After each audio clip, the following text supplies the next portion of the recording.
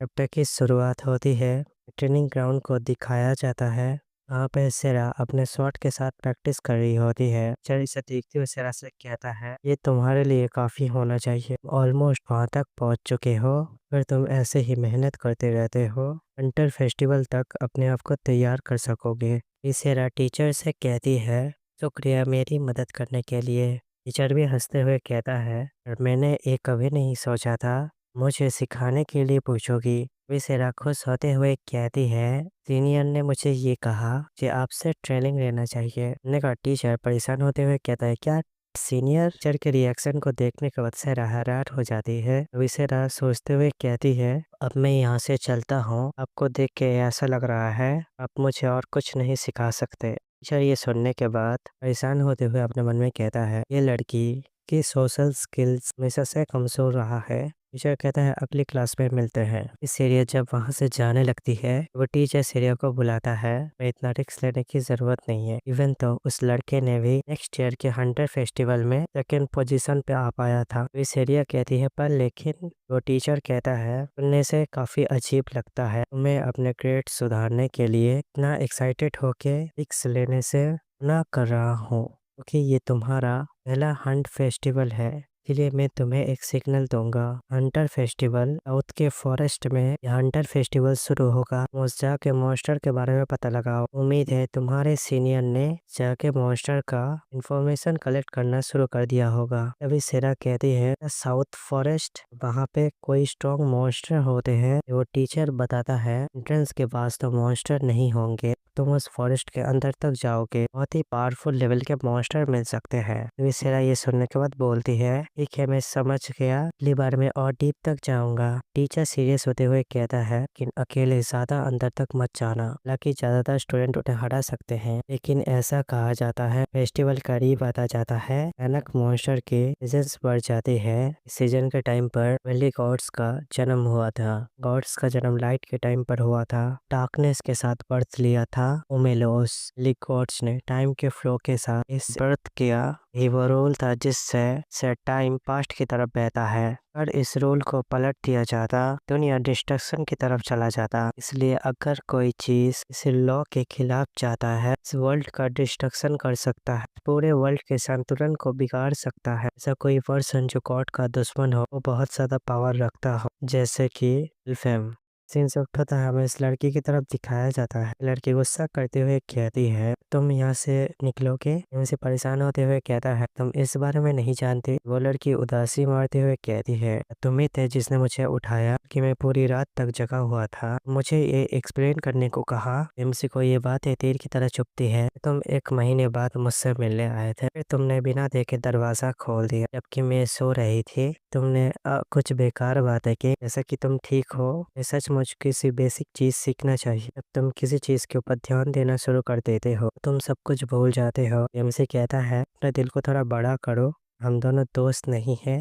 वह लड़की गुस्सा करते हुए कहती है, दोस्त जब मेरे साथ मिलते हो कुछ काम होता है, इसलिए मेरे साथ मिलते हो। उसे हाथ जोड़ते हुए कहता है, मैंने तुम्हें उठाया तो तुम ज्यादा रूड नहीं हो रहे हो। देखो माफ करना, तुम मुझे इसे और आसानी से समझा सकते हो। वो लड़की शर्माते हुए थोड़ा गुस्सा करते हुए कहती है कि इसे ध्यान से सुनना। एक बार फिर तुम्हें यह बताता हूँ, अगर तुम टाइम के खिलाफ जाने की कोशिश कर रहे हो, ये समझना जरूरी है, बहुत ज्यादा ताकत की जरूरत होगी। इनसे परेशान होते हुए कहता है, ऐसा हो सकता है, दुनिया में एक ही चीज है जिसके पास ये ताकत है। डेफिलन इविल गॉड का सर्वेंट है। ये लेटर मुझे डेफिलन सेंड कर रहा है। सुनने के बाद वो चुप होती है, फिर कहती है, पहले तो तुम्हें थोड़ा कॉमन सेंस सीखना चाहिए। सुनने को तुमसे गुस्सा करते हुए कहता है, तुमने अभी क्या कहा? तुम्हें किसी का नाम देना हो, डेफिलन हो सकता है, पर हम ये कैसे कह सकते हैं? मिथिकल बीइंग जो एग्जिस्ट नहीं करता है, वो ये कैसे कर सकती है? अगर वो इविल गॉड का काम हो तो वो एमसी को कहती है, तुम ये भी नहीं जानते वो एग्जिस्ट करता है कि नहीं। एमसी अपने सर खुजाते हुए कहता है, हाँ तुम बिल्कुल सही कह रहे हो, फ्यूचर से लेटर मिला ये इम्पॉसिबल है। वो कहती है, तुम्हें अपने रूम वापस जाना चाहिए। एमसी कहता है, ये ध्यान देना चाहिए तुम्हारा रूम बिल्कुल सेफ हो। एमसी अपने मन में कहता है, क्या वो मेरे बारे में ये सोच रही है मैं पागल हो चुका हूँ, बस इसलिए मैंने कुछ क्रेजी बोल दिया। के बाद मैं भी ये मानता हूँ मुझे फ्यूचर से लेटर मिल रहे हैं। इसे देखा जाए मैं तो सचमुच पागल हूँ। को एक सेकंड, मुझे तुम्हें कुछ देना है। ये प्रेजेंस ब्लेसिंग है, मैंने इन्वेंट की है, इसको इस्तेमाल करके देखो ये काम करता है कि कि नहीं। एमसी उस पोशन को लेते हुए कहता है ये पीने से मैं इनविजिबल हो जाऊंगा। वो लड़की कहती है ये पीने से तुम गायब नहीं होने वाले, ये बस तुम्हारे प्रेजेंस को छुपा देगा। एमसी उसका ढक्कन खोलता है,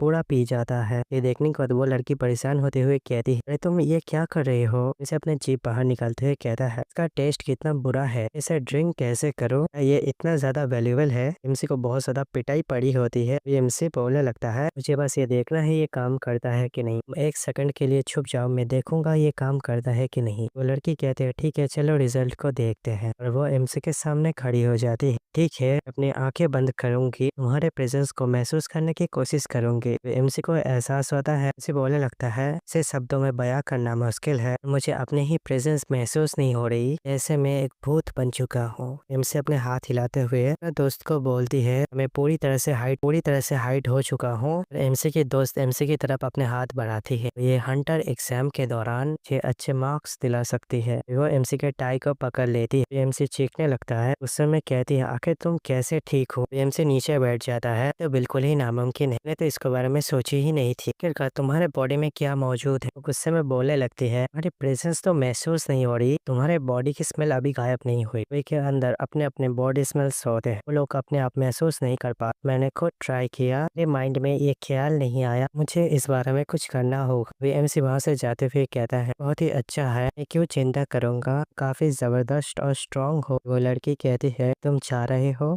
अभी एमसी हंसते हुए कहता है मैं जानता हूँ मुझे क्या करना है और एक टेस्ट ट्यूब पी के रिपोर्ट करता हूँ। वो लड़की एमसी के पास आ जाती है। एमसी उसे कहता है फेस्टिवल से पहले फेस्ट में अकेले मत जाना, अगर तुम्हें जाना होगा तो मुझे कॉल करना। तुम इस बारे में जानते हो कि मॉन्स्टर अजीब तरीके से कत कर रहे हैं। वह शर्माते हुए हंसते हुए कहती है तो क्या ठीक है, क्या तुम्हें मुझे अच्छी तरीके से यूज करना है, तो फ्री हो जाती हो, तुम्हारा अच्छा यूज करूंगा। वो लड़की भी कहती है ठीक है। और सुबह की पहली किरण को दिखाया जाता है। फिर उस लेटर को पढ़ते हुए अपने मन में कहता है सीरियसली ये लेटर मुझे कौन भेज रहा है। इस लेटर को कचरे के डिब्बे में फेंक देता है। वो बेड पे लेट जाता है, फिर कहता है मैंने पहले उसे कह दिया है जंगल में अकेले मत जाना, उम्मीद है वो ठीक होगी। एमसी का दोस्त लेटो आते हुए कहता है जिसे उठो और मेरे साथ चलो, तुम्हें ढूंढ रहा था, तेरी मुसीबत में है। एमसी गुस्सा हो जाता है और कहता है मेरे लेटर्स की वजह से कितना मजाक उड़ाया। एमसी का दोस्त परेशान होते हुए कहता है तुम एमा के पास गए थे। एमसी बोलता है कि मैंने इस बार ये सोचा मुझे बेवकूफ बना रहे हो, नेक्स्ट टाइम इसे मत बोलना, इसकी जिंदगी खतरे में है। एमसी का दोस्त कहता है मैंने सिर्फ इतना पूछा वहाँ कैसी है, तुम इतना ज्यादा बेकार की बातें क्यों कर रहे हो। एमा फिर कैसी है। एमा के फेस को दिखाया जाता है। एमसी का दोस्त कहता है एमा की हालत अच्छी नहीं है। एमसी कहता है ठीक तो है ना। एमा को दिखाया जाता है इसकी हालत बहुत ज्यादा खराब होती है। इस यहीं पे ये चैप्टर खत्म करता हूँ। इस मांगा को मैं एक्सप्लेन करूँ या ड्रॉप कर दो, प्लीज कमेंट करके बताएं।